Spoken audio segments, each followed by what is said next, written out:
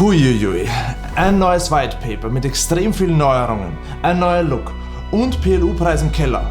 Wir haben heute viel zu besprechen, unter anderem welche Änderungen jetzt auf uns zukommen oder mittlerweile schon zugekommen sind, ob Bluetooth so eine Zukunft hat und vor allem, ob sich Bluetooth nach dem aktualisierten White Paper Release überhaupt noch lohnt.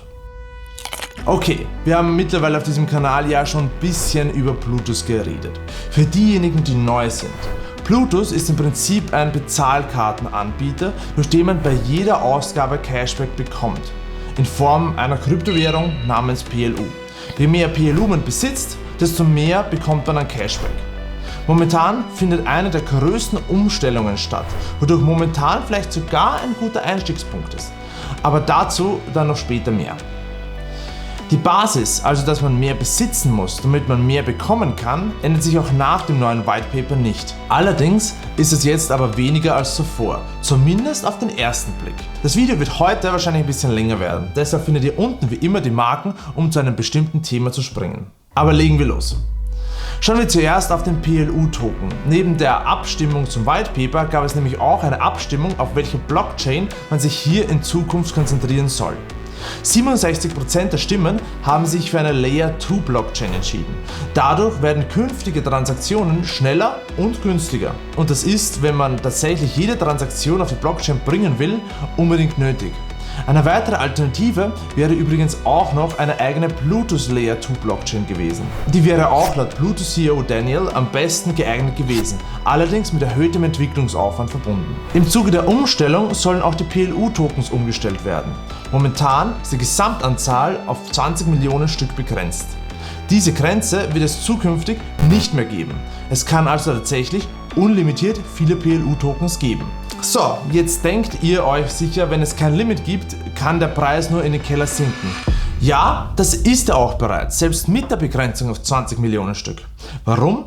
Weil es momentan an Utility fehlt, also dem, was man mit dem Token tatsächlich machen kann. Und das bringt uns direkt zum nächsten Punkt. Denn was ist eine Kryptowährung wert, wenn man damit im Endeffekt nichts anstellen kann, außer zu verkaufen? Ich hatte nämlich im alten Modell mittlerweile das Honey Badger Reward Level erreicht und im Endeffekt gab es keinen einzigen Grund, mehr als 3000 PLU zu halten. Bluetooth wird deshalb hier in den nächsten Monaten ein paar geniale Dinge schaffen, die den Preis von PLU auf mindestens 10 € fixieren sollen. Wie will man das schaffen? Indem man einem PLU einen gewissen Wert zuschreibt, der direkt auf der App oder Website eingetauscht werden kann. So zumindest in der Theorie. Im White Paper ist von 5 verschiedenen Utilities die Rede. Nummer 1 sind die Air Miles. Hier soll man in Zukunft PLU im Verhältnis 1 zu 1000 tauschen können. Diese 1000 Air Miles haben einen Gegenwert von 10 Pfund bzw. Euro. Diese Flugmeilen können dann für Flüge oder andere Dinge eingelöst werden. In den AMAs auf X war bisher immer von Avios als Partner die Rede. Ich bin da in der ganzen Flugthematik aber eigentlich nicht ganz so drin. Wenn ich mir das aber mal näher anschauen soll, schreibt es gerne in die Kommentare, dann gibt es irgendwann mal ein Video dazu. Nummer 2, Bluetooth Gifts bzw. Gift Cards. Als zweite Utility werden Gift Cards eingeführt. Diese sollen ebenfalls im selben Verhältnis eingelöst werden können. Also ein PLU für 10 Pfund bzw. 10 € Gutschein. Laut den AMAs soll hier mit einem großen Gutscheinhändler kooperiert werden, der die Gutscheine ausstellt. Bluetooth muss hier also nicht mit jedem Unternehmen einzelne Verträge abschließen, sondern macht das über einen zentralen Zwischenhändler. Welche Gutscheine werden das sein? Es wird sich hier hauptsächlich um schon aus den Perks bekannte Marken drehen. Jeder hofft hier natürlich auf Amazon, aber wie viele Gutscheine auf einmal erstellt werden können oder ob die Gutscheine ständig verfügbar sein werden, das ist noch nicht klar. Als nächstes kommen wir zu Bluetooth Travel. Hier wird es so etwas wie ein Reiseportal geben, über das Hotels gebucht werden können. Ein PLU kann hier bis zu 150 Pfund bzw. Euro wert sein. Das ist schon eine ganze Menge. Das Ganze wird wahrscheinlich vergleichbar zu Expedia und wie sie alle heißen. Auch hier wird man sich mit einem Partner zusammentun. Wie viel bei dieser Methode ein PLU wert ist aber abhängig von dem gebuchten Urlaub. Desto teurer ein Urlaub ist, desto mehr kann man sich sparen und desto mehr ist dann auch ein PLU wert. In den meisten Fällen wird der Wert so bei 15 bis 50 € liegen. Hier muss man aber bedenken, dass auch andere Reiseplattformen immer wieder großzügigen Cashback bzw. Rabatte auf Hotels anbieten. Hier heißt es also abwarten. Als vierten Punkt haben wir dann noch Bluetooth Cashbacks. Hier bekommt man für das Einlösen von einem PLU Cashback-Links zu verschiedenen Händlern. Mit etwas Glück kann man hier bis zu 100% Cashback bekommen. Das kann dann aber auf einen gewissen Betrag limitiert sein. Jeder Link kann 3-mal verwendet werden. Und nachdem es sich hier um NFTs handelt, können diese hoffentlich auch gehandelt werden. Nummer 5. Bluetooth Merch. Und die letzte Utility ist dann noch Bluetooth Merch. Hier kann man sich sozusagen mit PLU verschiedene limitierte Merchandise-Artikel holen. Auch hier ist ein PLU 10 Pfund bzw. Euro wert. Aber jetzt ist natürlich die Frage, können diese Utilities überhaupt funktionieren? Ich habe mich in den letzten Wochen ordentlich damit beschäftigt, das White Paper mehrmals gelesen, alle EMAs angehört, Meinungen von verschiedenen Leuten im Internet eingeholt.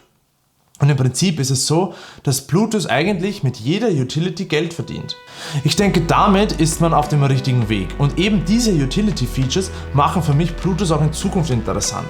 Cashback bei sinkenden Preisen ist absolut gar nichts wert und wenn man es so schafft, den Preis stabil zu halten, kann das nur eine willkommene Änderung sein. Air Miles und Gift Cards kosten Bluetooth nämlich nicht wirklich 10 Euro, sondern da ist immer eine Marge drin von bis zu 20%. Das heißt, angenommen der PLU-Preis wäre bei 8,50 Euro, könnte Bluetooth das eingelöste PLU am Markt verkaufen, einen 10 Euro Gutschein ausstellen und immer noch 50 Cent verdienen, die dann wieder zurück in PLU wandern. Ähnlich bei den Air Miles oder dem Travel Cashback oder dem normalen Cashback, es steckt immer eine Marge drin. Das Ganze setzt natürlich voraus, dass PLU auf einen Preis von eben 8,50 Euro oder höher steigt. Und ich denke, dass das ab der Einführung von den Gift Cards tatsächlich der Fall sein kann. Warum sollte jemand auf dem freien Markt für 3 Euro verkaufen, wenn er stattdessen einen 10 Euro Gutschein generieren kann? Das würde natürlich Gutscheine erfordern, die tatsächlich 10 Euro wert sind, wie zum Beispiel Amazon oder Gutscheine von Lebensmittelketten. Kein Mensch braucht noch einen Gutschein von HelloFresh. Dann gäbe es da nur noch das Problem der Übergangszeit. Wobei, sobald in der breiten Masse zum Beispiel auf MyDeals bekannt ist, dass man sich mit einem PLU einen 10 Euro Gutschein erstellen kann, wird Bluetooth wahrscheinlich gestürmt und der Preis schnell schlagartig nach oben. Deals für 8 Euro Cashback auf Gutscheine werden regelrecht gestürmt. Für PLU würde das einen Preis von 9,20 Euro bedeuten. Ich denke, wenn man dieses Feature eine Woche im Voraus ankündigt, müsste Bluetooth wahrscheinlich minimal bis gar kein Geld zuschießen. Wer keine Gutscheine braucht, wird in Zukunft über Bluetooth Swap, dem Nachfolger der vor langer Zeit eingestellten Decks, verkaufen können. Und ja, ich weiß, was ihr jetzt denkt, die Bluetooth Swap war eigentlich schon 10-mal angekündigt und wurde 10-mal verschoben. Aber jetzt soll sie tatsächlich noch dieses Jahr kommen.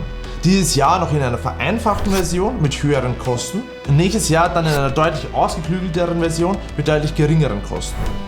Im White Paper ist auch die Rede von Pool and Earn, also Liquidität zur Verfügung stellen, um dadurch PLU zu verdienen. Man bekommt dann sozusagen einen Anteil der Transaktionskosten. In den AMAs wurde auch erklärt, warum das Ganze so lange dauert. Ein Grund war zum Beispiel der Brand Refresh und damit einhergehend die Umstellung auf die Programmiersprache Go. Das musste fertiggestellt werden, um neue Features reinzubringen. Durch diese Umstellung der Programmiersprache können aber nun neue Features in deutlich schnellerer Zeit geschaffen werden und man ist bereit, auf Millionen von Kunden zu skalieren. In den nächsten Wochen und Monaten dürfen wir uns also einiges erwarten. Was komplett neu ist, ist die Einführung einer CRY. Im Prinzip wird hier die gestakte PLU-Menge mit einem bestimmten Prozentsatz pro Jahr verzinst. Wie viel Prozent das sind, hängt von der gestakten Menge ab. Desto mehr PLU man hält, desto mehr Prozent bekommt man jährlich dazu. Das startet bei 1% bei 100 PLU und geht hoch bis auf 10% bei 50.000 PLU. Hinzu kommt, dass, wenn man seine Bluetooths nicht verkauft, es einen Multiplikator gibt, der sich jährlich bis auf ein Maximum von 5 erhöht. Wenn man also im ersten Jahr 5% erhält, bekommt man nach 5 Jahren bereits 25% hinzu. Ein Auszahlen der PLU auf eine Wallet, die nicht mit Bluetooth verknüpft ist, setzt den Multiplikator aber zurück. Jede Form von Utility, die wir vorher schon behandelt haben, beeinflussen den Multiplikator jedoch nicht. Bezahlt soll diese CRY von verschiedenen Gebühren werden, die beim Verkauf oder Transfer auf fremde Wallets entstehen.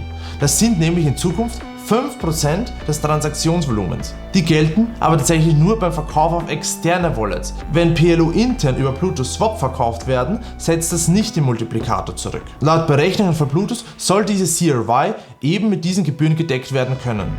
Dazu kommen wir dann aber zum Schluss nochmal. Also auch wenn die Reward Levels jetzt geringer ausfallen, bekommen wir durch das CRY einen weiteren großen Bonus dazu. Wie sich das Ganze dann insgesamt auswirkt, schauen wir uns gleich an. Aber kommen wir zuerst zu den polarisierendsten Themen dieses White Papers, nämlich den Reward Levels. Vorerst gibt es nur einen Teil der im White Paper geplanten Reward Levels, nämlich Chad, Hero, Veteran, Legend, Myth, Goat und Honey Badger. Während die Namen hier gleich geblieben sind, haben sich die Requirements deutlich geändert.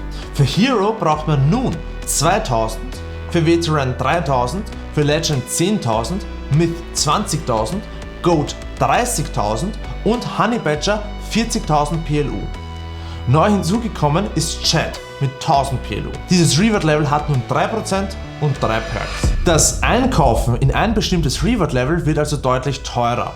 Vor allem, wenn man bedenkt, dass PLU in Zukunft 10 Euro kosten soll. Die Rewards in Prozent sind gleich geblieben, ebenso die Anzahl der Perks. Insgesamt wurde aber jeder User herabgestuft, da sich die Anforderungen eben drastisch geändert haben. Das Ganze hat aber nicht nur negative Seiten. Positiv ist zum Beispiel, dass mit der Staking-Menge jetzt auch der Reward Cap einhergeht.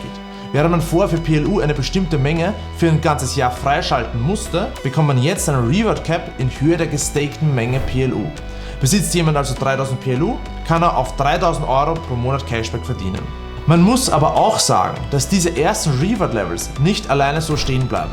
In den kommenden Wochen und Monaten sollen auch noch die anderen Reward Levels, nämlich Adventurer für 300, Explorer für 200, Researcher für 100 und Noob für gerade mal 1 PLU hinzugefügt werden. Und hier merkt man schon, durch diese besonders niedrige Schwelle von einem PLU will man neue Kunden das Staking schmackhaft machen. Das Besondere, bei 1 PLU beträgt der Cashback sogar 10%. Allerdings können diese 10% durch den niedrigen Reward Cap nicht wirklich verwendet werden. Außerdem soll es in Zukunft nicht mehr so harte Grenzen zwischen den Stufen, sondern Sublevels geben. Wenn also jemand zum Beispiel 1500 PLU besitzt, wäre er ja eigentlich Chad mit 3%. Durch die Sublevels bekommt er allerdings 3,5% und einen um 500 höheren Reward Cap. Oberen Ende kommt übrigens auch noch ein Reward Level dazu, nämlich Titan mit 50.000 PLU.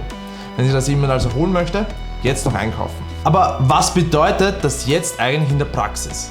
Dazu habe ich auf Discord einen genialen Rechner von George Prime gefunden. Den Link dazu findet ihr unten in der Beschreibung. Das einzige, wo der effektive Cashback ein bisschen geringer ausfällt, ist bei den mittleren Reward Levels. Das heißt zum Beispiel eben bei dem neuen Adventurer oder Researcher, wo man nur 200 PLU im Monat staked.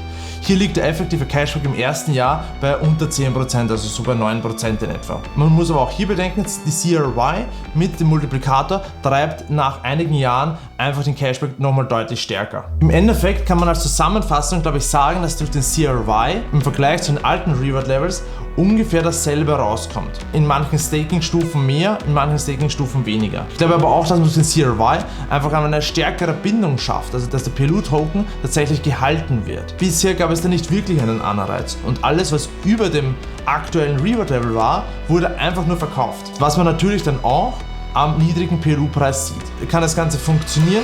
Ich glaube, bei einem sind wir uns alle einig. Die Herangehensweise und das Vorgehen von Plutus zur Umsetzung der neuen Reward Levels war nicht gerade gut. Viele fühlten sich überrumpelt, natürlich auch, weil ihnen ein Teil der Rewards weggenommen werden. So zumindest auf den ersten Blick. Aber man muss auch zugeben, dass Plutus so wie bisher nicht weiterlaufen hätte können. Der Reward Pool wäre innerhalb eines Jahres leer gewesen. Klar, man hätte auch ohne neues White Paper Utilities schaffen können. Das neue White Paper schafft aber Klarheit und bewegt die User mehr, die verdienten PLU auch tatsächlich zu halten. Dieses White Paper ist nämlich nicht nur für die User und die Langlebigkeit von Plutus wichtig, sondern auch für die Investoren von Blockcode Limited, also die Gesellschaft hinter Plutus wichtig. Das White Paper wurde übrigens gemeinsam mit einer Finance Modeler erschaffen und durch Ernst & Young, das ist so eine Wirtschaftsberatungsagentur, auf Plausibilität geprüft. Und wir wären hier nicht bei Finanzsnack, wenn ich hier nicht eine Kopie des besagten Berichts angefragt hätte. Nachdem das Dokument nur auf meinen Namen ausgestellt ist, kann ich euch das nicht zeigen. Aber es besagt, dass die Annahmen und die Funktionalität grundsätzlich richtig sind, aber eine laufende Beobachtung notwendig ist, wenn eben neue Statistiken zur Verfügung stehen. Dass die CRY und die Cashback-Mengen also immer so bleiben werden, ist nicht garantiert. Dennoch ist es interessant zu sehen, dass Ernst & Young überhaupt dieses Finanzmodell überprüft hat, wo Kryptoprojekte in den meisten Fällen viel weniger Aufwand betreiben und Zahlen oft aus der Luft gegriffen sind. Aber man merkt also, dass man sich hier etwas gedacht hat und das Ganze auch hieb- und stichfest machen wollte. Und ich glaube auch jeder, der sich wirklich ausführlich mit dem White Paper befasst hat, weiß, dass es nicht wirklich eine andere Möglichkeit gibt. Zur Wahl stand eine geile Plattform mit einem genialen Use Case, quasi ein Cashback-Portal auf einer modernen Blockchain-Plattform oder ein Coin, der immer weiter sinkt und irgendwann einfach nichts mehr wert ist. Also ich weiß, wofür ich mich da entscheiden würde. Und vielleicht ist ja gerade jetzt auch ein richtig guter Einstiegspunkt, wo die Preise gerade bei unter 3 Euro liegen und mittelfristig auf 10 Euro steigen sollen. Wenn ihr euch also dazu entschließen solltet, findet ihr unten einen Link dazu. Durch den Golden Ticket Link bekommt ihr direkt 50 Euro als PLU beim Anmelden. Aber Achtung, die sind begrenzt, also schnell sein. Was haltet ihr vom neuen White Paper? Schreibt es gerne unten in die Kommentare. Lasst ein Like und ein Abo da, wenn das Video hilfreich war und wir sehen uns wieder beim nächsten Mal. Ciao!